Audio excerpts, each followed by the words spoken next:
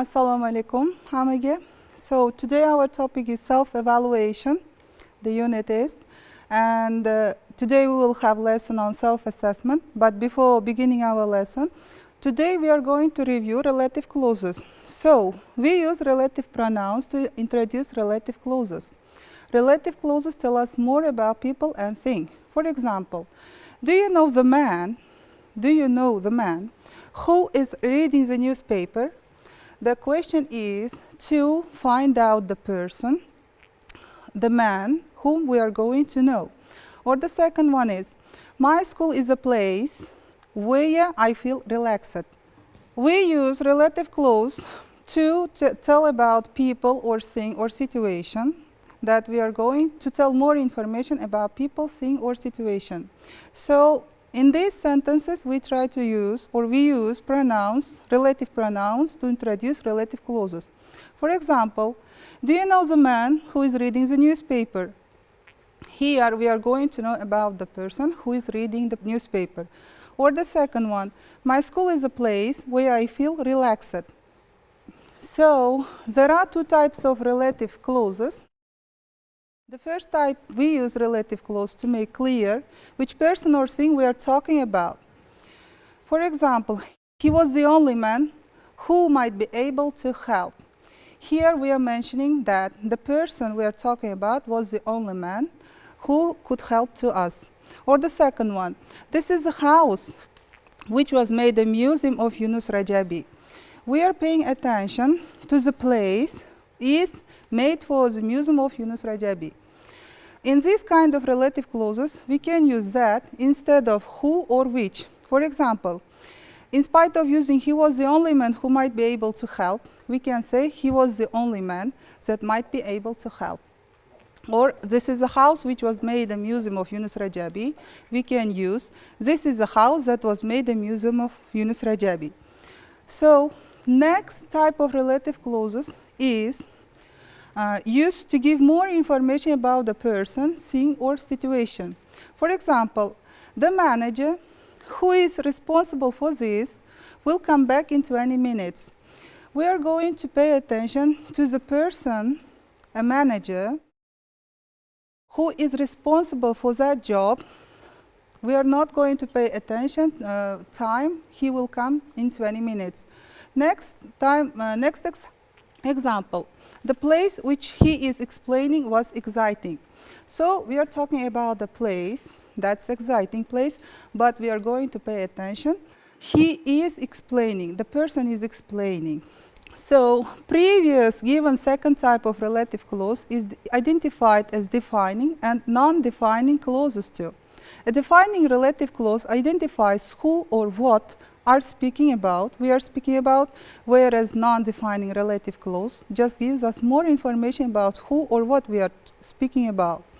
That means defining clause is essential in a sentence because we need it in order to know who or what someone is describing. A non-defining relative clause is not essential in a sentence because it adds more information about who or what we are talking or describing. For example, the car which is parked outside the building is mine. This is defining because you are telling the listener exactly which car is yours. So my car, which is blue, is very expensive. This is non-defining because the relative clause, which is blue, does not tell this listener anything necessary about your car. The main message is that it is very expensive. The color is just more information. In this kind of relative clauses, we can use that instead of who or which. So we have reviewed relative clauses. So we will have questions with you. So you may have several questions like this. Did I meet the success criteria? Or did I understand what the teacher asked me to do? Did I try my very best? What do I need more help with? Did I use the resources the teacher gave me? Did I read directions carefully? Did I pay attention? Is my work neat and presentable? What will I do different next time?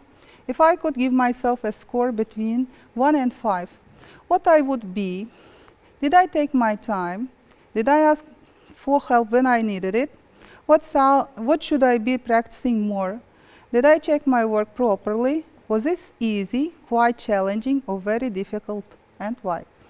So, while studying the subjects or grammar tasks, we should ask kind of questions because they help us to self-control ourselves or self-direct. So, our new topic is self-assessment. In this way, we will divide our planning days into 3 categories. This helps us to avoid plagiarizing. The first is diary. If you keep your diary and then you always try to write down all the tasks on your notebook. And the second is planning timetable. While planning timetable, you will be able to control your day or your week for dividing them into weeks. And the next one is self-assessing pictures. Self-assessing pictures helps you to control not only your day, but your time, doing everything on time or doing your tasks due to your plan. So let's look through vocabulary. The first word is discovery. Discovery means a thing or fact that is found for the first time. Next is incredible, impossible to believe, the meaning. The third one is self-assessment. That's the meaning is the process of judging your own progress or achievements. To compliment, to tell somebody that you like or admire his or her work. The next one is practical. The practical is connected with real situations rather than with the ideas or theories. To identify. Identify means to recognize somebody or something. And the next one is to create, making something new. Next is entire. Entire means the whole. And the next is to revise. Revise means to look through your topic or your theme again. And the last one is self-directed. Self-directed means self-controlled. That means doing tasks without involving other people. So here I would like to discuss with you several approaches.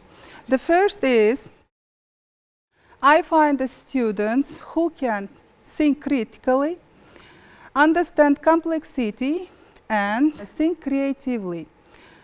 They take 28% of the students. Next is students who have reflective skills and self-awareness, empathy and deep listening and humility.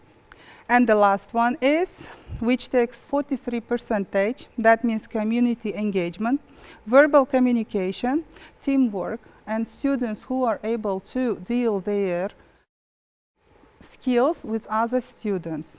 If you understand new topic, let's check your knowledge. The first thing I would like to do with you is listening. Let's listen the tape. They're making the decisions themselves. The greatest discovery is definitely, wow, my students can improve so much from this. It's like an incredible discovery. If you take your time for a self-assessment, it will make your work better because you have to take time to view your own work and not just like hit it in instantly. And then when you realize your mistake, you can't make it. Check yourself and try to tell yourself what you did wrong, and also try to tell yourself what you did right, and so you're complimenting yourself. And you usually do this on like a writing piece, but you could do it on anything. It's always about improving now because you know you could do better. Like the next time you write something, you're always looking out for those mistakes. That does make me notice things that I wouldn't usually notice. When I came into teaching, the most important thing for me as a teacher was to create independent learners. That feeds their entire life. I say learning, you say growth. I say question, you say answer. I say self-assessment. You say a practical method of helping students identify strengths and weaknesses in their own work and revise accordingly. It is our hope that with these methods, your students may develop the skills they need as independent, self-directed, and lifelong learners. So what's the point of having school if you can't learn from your mistakes? So If you have finished listening, let's check our answers. The first is, teacher is talking about making decisions. The first answer will be making decision. And the second is,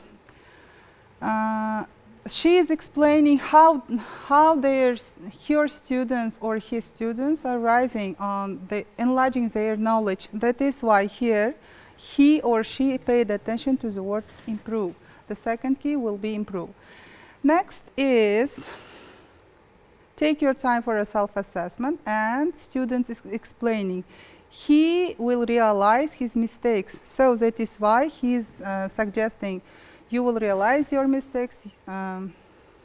Next one is second student explaining. Tell yourself that you did wrong or right. So that means you have to understand what things you are doing wrong or what things you are doing right. And the next keyword is complimenting yourself. And the last one is, second teacher is, most important thing was to create independent learners. Here the word left, create independent learners. And the last one is entire life. Your home assignment is make a list of vocabulary which you have learned. And the last is assess your family members, classmates, and teachers by using a tool of exercise of brainstorming. Thank you for your attention.